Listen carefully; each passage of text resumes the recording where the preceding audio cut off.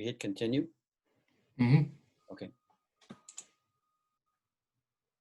We'll let our student guests slowly join us here right now and begin the session shortly.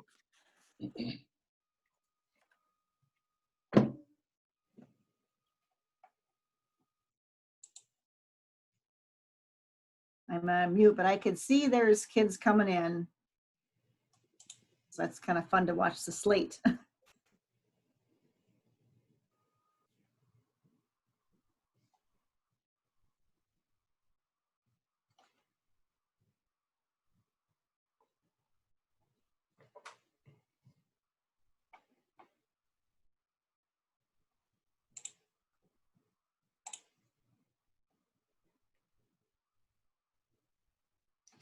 Say welcome to our students joining us today. We're just going to wait about 1 more minute and we'll make sure that all of our other students who are attempting to join right now can get in.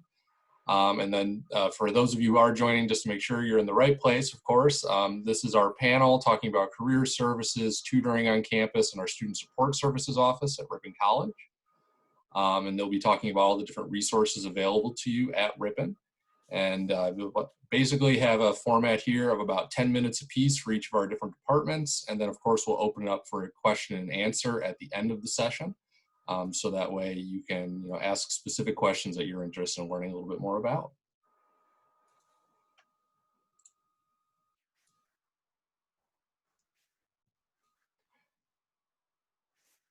All right. Well, I guess we won't wait anymore. We'll just have other people join us as they're coming in.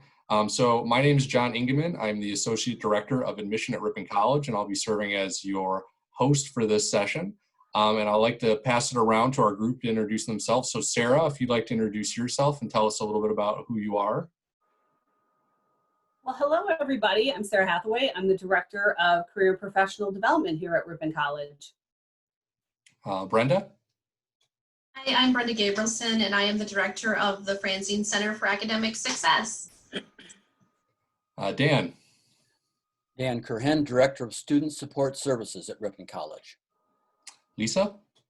Hi, I'm Lisa Zeman. I'm the Associate Director of Student Support Services at Ripon College, and I'm also the Coordinator for Disability Services on campus.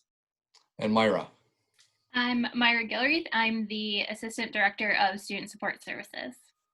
Well, thank you all so much for joining us today and taking some time to talk with these students. To start our panel discussion today, I'd like to hand it over to Sarah, and she'll tell us a little bit more about career services at Ripon. You bet. I have a screen share that I'll do here shortly, but before I do that, I just want to give you a brief overview of the department. We are located in Pickard Commons, so when you come to campus and get your Starbucks coffee, we're right next door. And we're always open to Starbucks coffee being given to us when you're coming to visit us. You will see me not only in career and professional development, but I'm in all of the Catalyst classes. I go to almost every senior seminar class, and then I'm a guest in a lot of the other classes, doing different presentations based on whatever the professor feels that their students would be best served to learn on career and professional development. I have allergies, so you'll have to deal with my voice coming and going a little bit. We do a lot of what people consider the typical career professional development or career services type of offerings, resume reviews, mock interview prep. Especially right now, it's been a lot of prepping our students for video interviews, which is the only way people are being interviewed right now. We also do a lot of covering the search tools for finding those jobs, graduate school preparation. In fact, I was on a Zoom call today with our health professions committee talking about some of our students that are applying to some of the different medical schools. And then we also do visits both on and off campus. We do different events. We have grad schools come, we have employers come to campus. So my office coordinates all of that as well. And along with that, I serve on national and state boards. So just recently got elected to the Milwaukee Internship Consortium.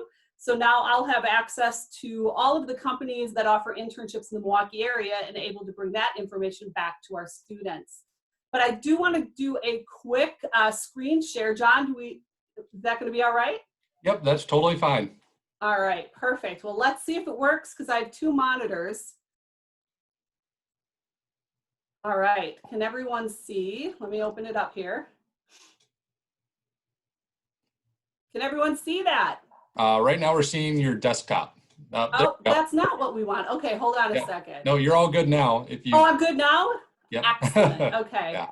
It's tough when you have 2 monitors and you want to try to only show 1 monitor. So just to give you a quick slideshow of what we do outside of what I mentioned in career and professional development, we do a lot of events, like I mentioned, and they really are a big variety and they're open to all of our students. All of our events are free for our students and they're open to all 4 years. So you don't have to wait till you're an upperclassman to attend our events. They're open for everybody. But some fast facts about our department. We poll our graduates every year, 6 months after they've graduated from Ripon College. So the class of 2019, just to give you an idea of what they're doing and where they are, 66% of them are in Wisconsin after they've graduated, and 33% reside outside of Wisconsin. And again, this is the statistics of our most recent graduating class, 2019. So 2020 grads will get this information sent to them now 6 months after they've been out of Ripon College. Our top 5 industry areas that our 2019 graduates are working in are listed there: business, supply chain and logistics, healthcare, marketing, public relations and communications, sales, and government, engineering, or building, building meaning construction or development.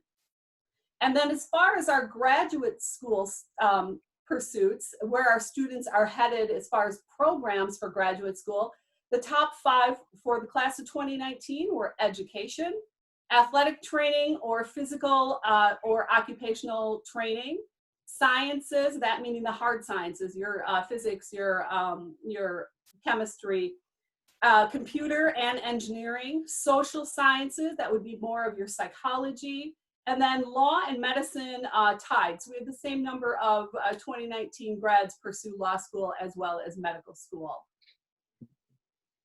Okay, so I talked about some of the events that we do.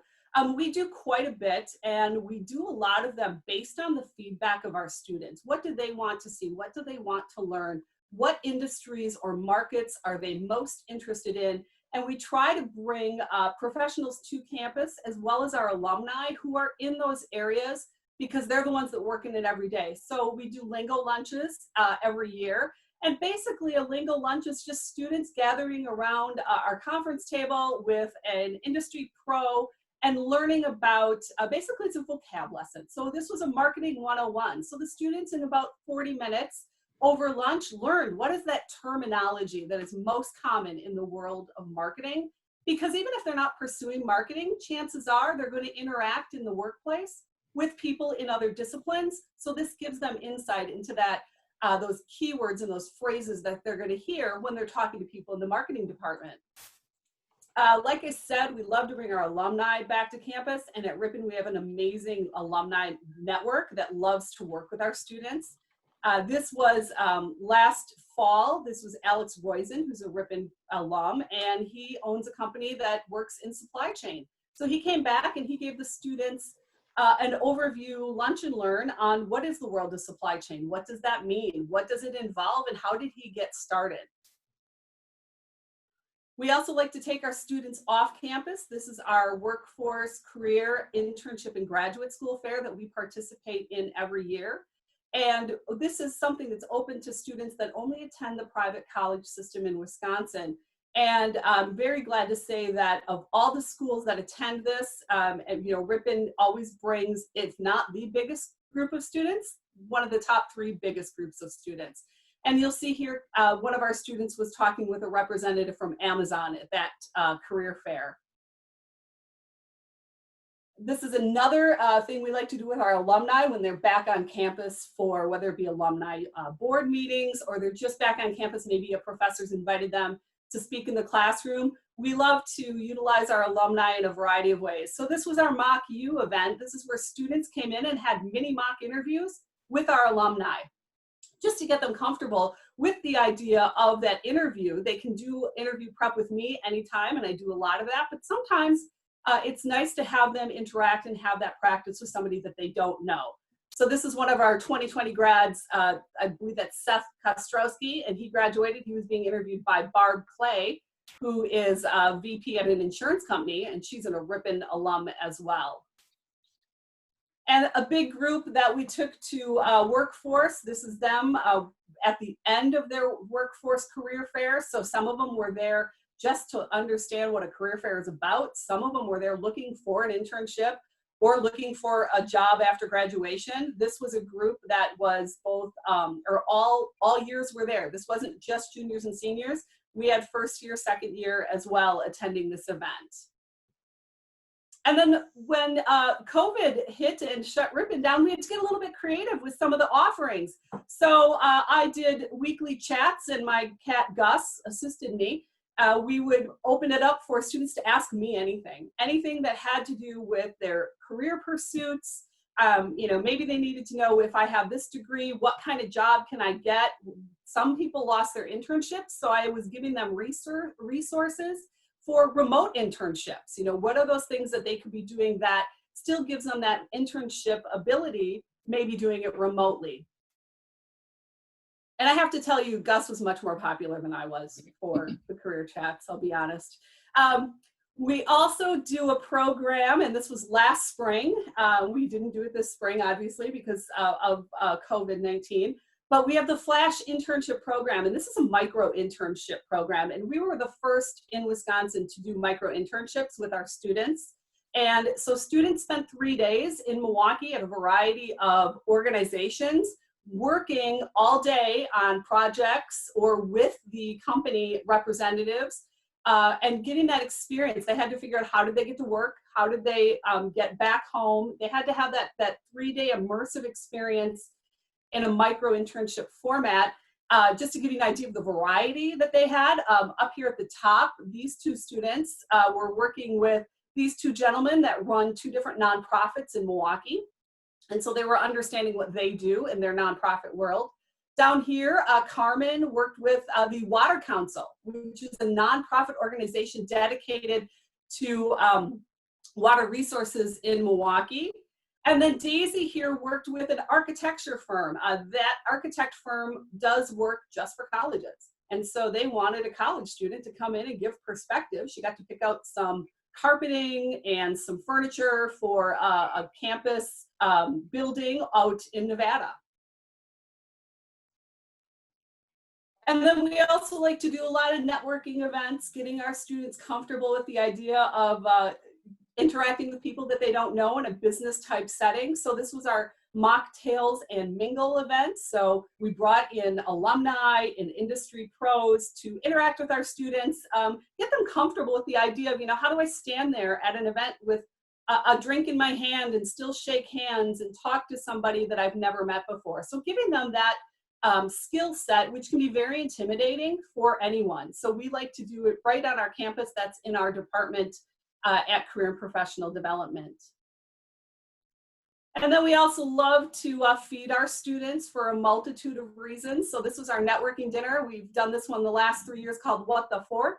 And we bring, again, industry pros and alumni back to campus to talk about at dinner what they do and interact with our students. Again, giving them that skill set of having the business or work type conversation over a meal.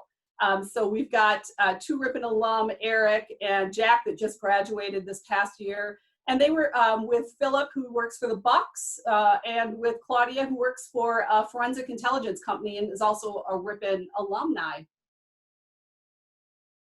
We do lots of stuff around LinkedIn. LinkedIn is the professional social network. And so we do headshots. We have our students come in and get dressed up, at least from the waist up, and have their headshot done for their LinkedIn profile.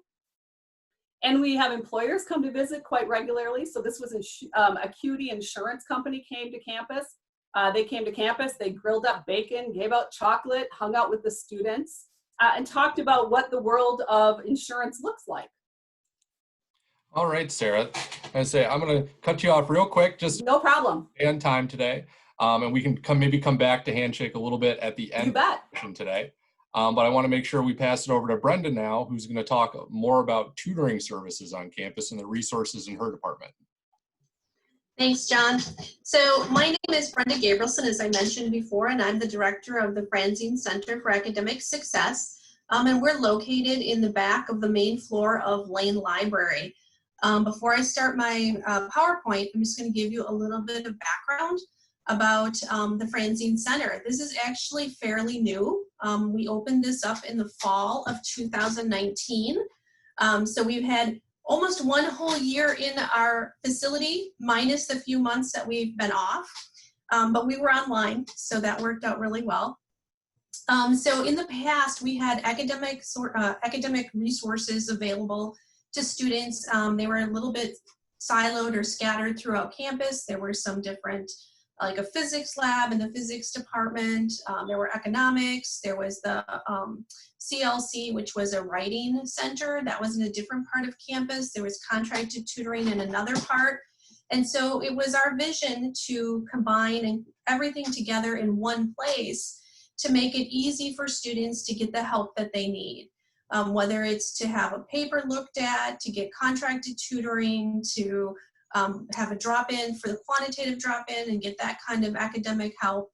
We wanted it to be in one centralized location so that students would find it easy to access. And so I am going to share my screen. Hopefully, maybe not. I had it up there. Hold on.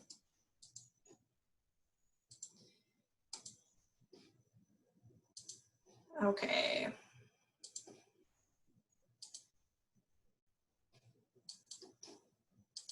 There we go. All right, so this is the Franzine Center. We offer a variety of different academic assistance options for students to use. And I'm going to talk about a few of the big ones that a lot of students will utilize throughout the year. The first one I'm going to talk about is contracted one-on-one or small group tutoring. This is a great opportunity for students to be able to work with a student or with a tutor throughout the semester. We always encourage students to request a tutor early, even sometimes before the semester starts. So the process for this is that there is a link on the Ripon portal that you can click on, that students can click on, and they can request a tutor in just about any course that we offer on campus. And then what will happen is that I will send that student a list of names of tutors who can tutor that particular subject. And then the students will then contact the tutors and they will meet and they will sign a contract. And so the contract states that you and the tutor will meet for a minimum of 2 hours per week, and that you can meet consecutively for 2 hours, or you can do 2 individual hours. But it is that you meet in the library. It doesn't have to be in the Franzine Center. We would like that, but anywhere in the library you can meet anytime that the library is open. So it gives you a lot of flexibility. So if you happen to be an athlete, and so a lot of times athletes, especially like in the fall, I'm thinking that the football players, they have to lift in the morning and then they have practice in the late afternoons into the evenings. And so you could meet with a contracted tutor on a weekend. You could meet with them later in the evening after your practice is done. So we try to be really, really flexible. We really do, again, encourage students to request tutors prior to the semester starting or at the beginning of the semester. The link for the fall 2020 contracted tutor request link is already live in the portal. So students actually can already start requesting tutors for fall of 2020. Just a little bit of a fact here. So there were 193 signed contracts for our spring semester. So we have a lot of students who utilize the contracted tutoring. There is also the quantitative drop-in. And so this is something where you do not have to sign a contract and you don't have to make an appointment to utilize the quantitative drop-in. Students who are in any of the following 100 or 200 level courses of physics, math, biology, chemistry, economics, psychology, or Catalyst 120 can meet with one of the, just drop in and meet with one of the tutors Sunday through Thursday from 6 to 10 p.m. I've had in the past, in the fall and the spring, we've had students who've dropped in for like a 15, 20-minute question, and I've had some students who've worked with tutors for 2 or 3 hours. So it really just depends on the need of the student. And again, this is something where you don't need to set up an appointment. You can just drop in. There is also writing and presentation tutoring. This is also drop in, so you don't need to make an appointment for that. And the kind of the process is that if you are writing a paper, you're in the writing process and you're in the first or second draft, wherever you may be, you can bring your paper to the writing and presentation tutor, and they will, you bring a hard copy in, and then they will read the paper, and then they will not just hand the paper back to you, but they will sit down with you and they will go over all the comments that they have written on your paper. They will talk to you about how they think you could strengthen your paper, whether it is organization, maybe it is the thesis, maybe it's more grammar things, maybe it's sentence structure or sentence organization in a paragraph. They will talk to you about that. And they will also talk to you about citing. So at the college level, it's really important, depending on the format that the instructor is requiring, so say like MLA or APA, for example, that you're making the correct in-text citations and that your works cited pages are correct as well. And so the tutors can help you with that too. They can go over that. They can make sure that you're doing that correctly, which is invaluable, especially for freshmen who are coming into college. Sometimes it can seem overwhelming with the citations and how do I cite this and should I cite that and how is it supposed to be done? So these tutors are pretty valuable in that sense as well. And they are all, and I'm going to just make a blanket statement here, but all the tutors do get pretty extensive training, especially the writing and presentation tutors. And they have a lot of resources that they can go to while they're working as well. So they make sure that they're giving you the best possible feedback. The tutors, the writing and presentation tutors are available Monday through Thursday from noon to midnight, Friday noon to 4, and Sunday 3 to midnight. And then finally, we have what we call the peer-led undergraduate study or PLUS sessions. And these are loosely based on supplemental instruction. And so these are workshops led by a peer leader, and they are 90 minutes and they're more hands-on. So we have the contracted tutoring where you kind of meet more intimately with that tutor for 2 hours a week. This is a meeting with a peer leader in a group of 10, up to 10 people can sign up for these groups. And it is a more hands-on environment. So there are a lot of activities that are done in these sessions to help students learn. So if you know that you are more of a hands-on learner, it's easier if you are doing activities and things hands-on as opposed to just kind of listening and asking questions. This might be an option for you. The peer-led undergraduate study sessions for the spring semester were for students who were in Bio 121, I can't remember. And the Bio 312, which is the anatomy and phys, and then the Psych 110, which is the intro psychology. So these are usually for courses where we have a high demand of tutors. So a lot of tutor requests are submitted. So then we give the students an option to sign up for these peer-led undergraduate study programs. In the spring, we had 20 contracts signed for this particular group, but in the fall, we had over 30 students that were signed up for a variety of PLUS sessions. And finally, I do want to mention, these are a lot of academic resources for students to use, but on the flip side of that coin, I'm always looking for tutors. And so, and if you in the future as a Ripon College student are looking for a job, this could be a great opportunity. So we have a lot of students who are tutors on campus, and this is a paid position on campus. So it's to the advantage for some students to take that job on. Okay. All right, thank you so much for telling us a little bit about tutoring services at Ripon Brenda. And now I'm going to pass over to Dan and the SSS crew to talk about what they provide to us on campus. Hello, everyone. Dan Curhen, Director of Student Support Services at Ripon College. The program SSS has been on the campus for 35 plus years, and primarily we serve first-generation students, meaning students whose parents did not complete a four-year college degree, but some of our programming encompasses the entire campus. If you would step into our office any particular day, Lisa and Myra and I would have appointments booked almost every hour talking to students about a whole variety and range of issues that are on students' minds, like what would I major in, or how can I study more effectively, or how do I take an exam effectively, etc.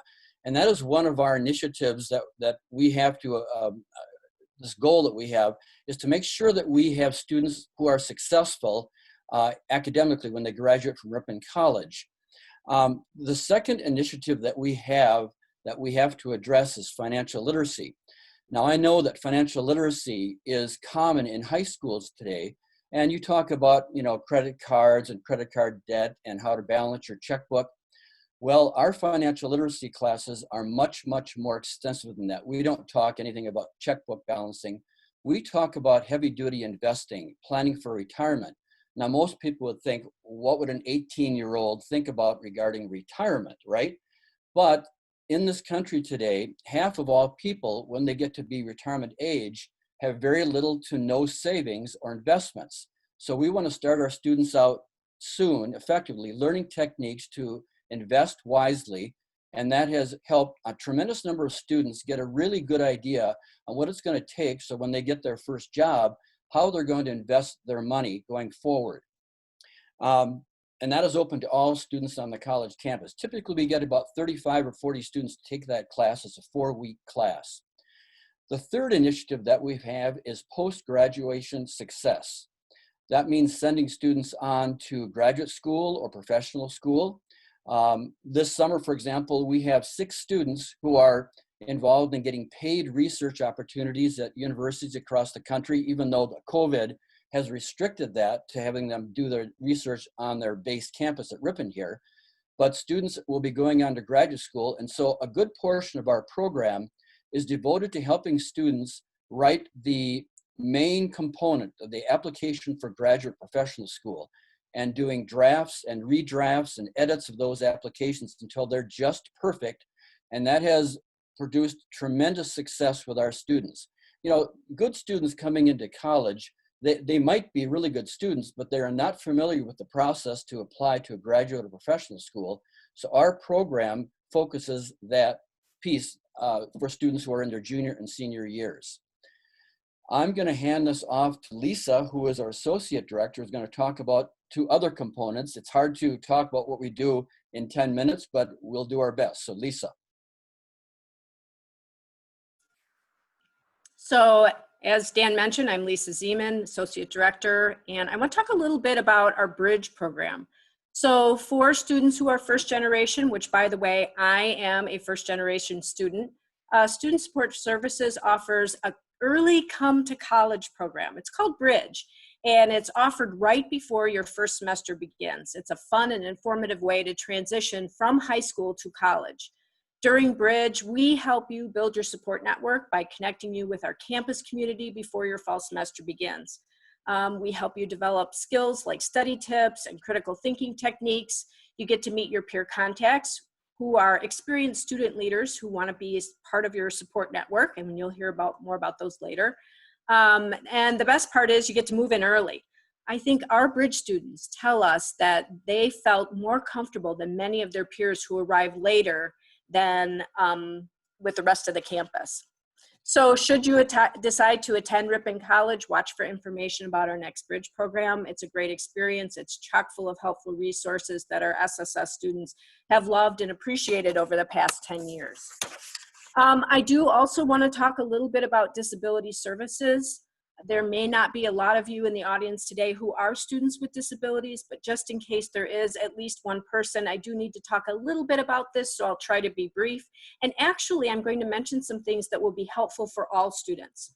One of the things that's very different about college from high school are the services for students with disabilities. Typically in high school, if you have an IEP, your teachers, your parents, and your counselors are always monitoring your performance, meaning they tend to follow you around quite a bit. While that's not necessarily a bad thing, college is a very different in that you don't have a team monitoring your every move. Early during the enrollment process, you submit your documentation to our office or on another campus, an office that handles disability services. And that by doing that, you are disclosing that you are looking for assistance like extra time on tests, quiet location, or software programs that are for reading and writing. The beauty of student support services is that we work closely with all of our eligible student population, which is about half the campus, coaching students on how to get the most out of their academics, and we work with students to do the best that they can. There are many resources that you can take advantage of. You heard from the Franzine Center about tutoring, which is probably one of the best moves that any college student can make. Surprisingly, really good students are the ones who use tutoring, which I think is kind of like the chicken and the egg. Which comes first? Good students get tutoring, or tutoring makes students better? Either way, it's a win-win. Another difference that is true for college versus high school, and again, this is true for all students, is that your assignments are going to be a little bit longer. For instance, in high school, you may have been able to complete your assignments in class, and you may not have had really that much homework outside of the school day. At the college level, your class time is likely to be more lectures or discussions, and then outside of the class is when the majority of your reading and writing will take place. Whatever your prior experience is, as you're hearing, there are support services for every step of the way. And I'm going to turn it over to Myra. All right. So I'm going to, if I can move ahead here. Oh, looks like our pictures aren't loading. Maybe they'll come up. But I'm here to talk about some of the fun stuff that we do, the cultural events and the activities we do throughout the year. Dan touched on those a little bit. He did talk about our financial literacy workshops. So in addition to those educational workshops, we do fun stuff. We love giving students the opportunity to access things that they might not normally have the chance to participate in. We also love the performing arts. So each semester we make sure to take our group to what is typically a musical. Last year we were able to see Hamilton in Chicago. This past fall we saw West Side Story in Milwaukee. This semester we were going to go see Wicked, but those plans fell through. Sometimes we see a play or a museum exhibit, and we typically travel to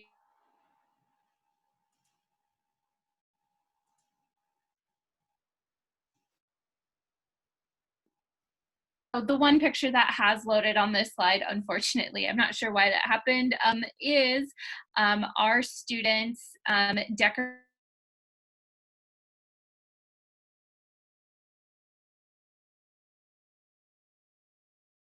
on campus, so we were able to utilize that. We do trivia contests. Sometimes we have snacks in the office, all sorts of fun little things sprinkled throughout the year. So like I mentioned, and like Lisa mentioned, the Pure Contacts, hopefully these pictures load. There we go. This is one of the most critical parts of our program. They're older, experienced students, as Lisa said, who work with our first generation, first-year students. Their work begins over the summer, so in between a new student senior year and coming to Ripon, the PCs is how we abbreviate their title. They'll reach out to those new students, start building a connection, and then they're heavily involved in the Bridge program. When we're on campus, they eat meals with their students, they attend workshops, they plan evening activities. This year that looks a little different, but they're still going to be involved and carry that relationship forward into fall semester. it's kind of hard to describe the PC jobs sometimes because they do so many different things for us, but I like to think of them as kind of built-in older siblings who you can go to if you have any questions about Ripon College, if you want to attend an on-campus event, but you don't want to go alone, or if you need some encouragement to get through a difficult class. They really do an endless list of things for their students and for our program. And like I said, they're a very important part of the program. But I'm going to turn it over to Dan just to finish our little bit up. Thanks, Myra. If these pictures load effectively, you see their names on the screen. This is just a representative of a small portion of the students that we've worked with over the years. Now, if you're considering coming to Ripon College, you will see that we don't offer programs like degrees in nursing or engineering or social work or physical therapy. But over the years, we've placed people in those postgraduate programs frequently. We had a program here at Ripon College for 10 years where we had over 55 students enter graduate school in areas like what you see on the screen here. For example, this student, Max Roy, we placed him at the Medical College and Graduate School of Milwaukee for public health. Ripon doesn't have a public health program, but we know exactly the road that students are going to have to take if they want to go into public health. Obviously, public health is in the news every single day in this country, and he's at the cutting edge in that particular degree. Jenny Lee Schroth graduated in sociology and business and is now at Rawhide Youth Services for Boys up near New London, Wisconsin, after being in the business world for a number of years. Ricardo Jamis, he is in freshwater sciences after going to grad school at the University of Wisconsin-Milwaukee after receiving a paid summer research placement at the University of Michigan. So we help students along that whole path. J.D. Sen is a physics student at Ripon College with a math background, yet she was hired as an engineer at probably the largest aircraft company in the world, at Boeing, down near St. Louis. So it's really interesting to know and to be aware of the fact that just because we don't have nursing, engineering, public health, etc., we know how to get students down that road, depending upon how they work with us and the certain classes that they have to take to become a competitive person to enter that field.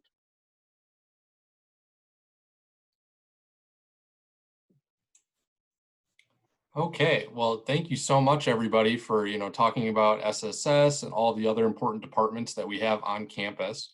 We do have a couple questions in the Q&A. So our first question, I noticed it during Brenda's talk, was asking is the paid position for work study, and so I'm assuming is the paid position for work study for tutoring, mentors, is that considered paid work study? Yes, you can use it. The tutors, I know I can only speak for that, but tutors can determine where they want the money. They can use their work study for that, yes, and determine how the money is dispersed, whether it goes to tuition, whether it goes to them. And do you know how much they get paid, Brenda? $8.75 an hour. $8.75. Awesome. Thank you. And then for our SSS team, are the Pure Contacts upperclassmen? Yes, they are upperclassmen. They can be as young as sophomores. So we do the hiring process in spring. So a good portion of our Pure Contacts will be just entering their sophomore year. We have a few juniors and we have a couple senior students as PCs. And are those Pure Contacts, are they students who have also gone through SSS, or could they come from other, if they weren't SSS, how do you find your Pure Contacts? We typically draw from current SSS students. They're students that we know well enough. They're good students, they're good academic students, they're good role models. So we kind of try and pick and choose kind of from our current population of SSS students. But in the past, we have had people that weren't part of SSS that were Pure Contacts. It's really, I think, based on our relationship with the students, but most typically, they're SSS students because that experience is really valuable for an incoming first generation student. Definitely. Is Bridge only for first generation students? Do we allow any other students into the program? Bridge is for first generation students. I wouldn't self-select out if you're unsure about being a first generation student. All along the pathway, there are opportunities for you to answer the questions that help determine your first generation status. So if you do apply to Ripon College, it's important to fill out all the forms that we ask you to fill out. And if you are indeed first generation, by our definition, you will be invited to Bridge. Just like to comment on that quickly. It sounds kind of unusual, but some students don't really know if their parents, if they might have gone to college, if they actually finished a degree. So that's something that Lisa mentioned here. So when you fill those forms out, make sure you check with your parent or parents about, did they actually finish their degree? Because in America, not every student who goes to college finishes their degree, which would make a person first generation. Mm-hmm. And before we get too far away talking about peer contacts, how do you get your peer contact person, and how are they picked for each student? Those are great questions. We know our peer contacts really well, and we have a little bit of information about our incoming students, typically their major, maybe some things they're interested in being involved with, maybe they've reached out to us. We might meet them at accepted student day or at things like this. So we know a little bit about the incoming students, and we typically match them with peer contacts. A lot of times it's based on major or potential major, area of academic interest. Sometimes it's based on geography, if someone's from a very rural place or someone's from a larger city, we think there can be some similarities there. It's really, we have a big chart and we try and do our best and make good matches. And I think we're really successful with that. There's never usually a problem with that. And how you find out who your peer contact is they will send you a letter in the mail over the summer. So probably sometime in July, if you've been invited. If you're in Bridge or not, if you're just part of SSS, Peer Contacts will send you a letter, and that's how you know who they are, and you can exchange contact information and start kind of talking before you even arrive on campus. Our next question, for out-of-state students, is there a way to get them in some of the fields you mentioned that, maybe we don't have degrees in those fields, but is there ways that we're able to connect them to those fields close to their hometown for jobs or internships? So maybe this is kind of a dual answer from SSS and Sarah. Just one example, and I know we don't have a lot of time. Several of our students have gone on to become physical therapists. I had a student who wanted to become a doctor, and make a long story short, after helping him down at the University of Cincinnati for a summer research position, he came back and he didn't want to be a doctor anymore. So he said he wanted to become a physical therapist. So I've got some contacts in the area that I've used for years and set him up with an internship in physical therapy. He's now a second-year doctoral PhD student in physical therapy without ever having a physical therapy class in his life.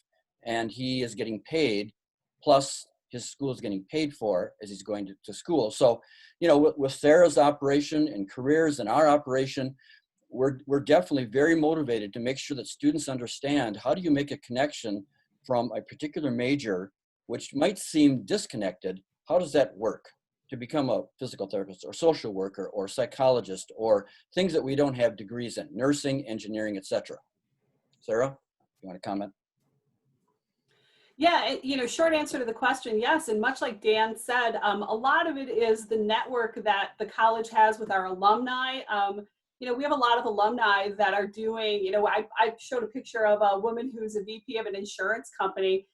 She has no degree that has anything to do with business or insurance, but she's now a VP of an insurance company. So our students go on to do things that are outside the realm of their degree, and often very successfully. And then our last question, because we have 2 minutes left.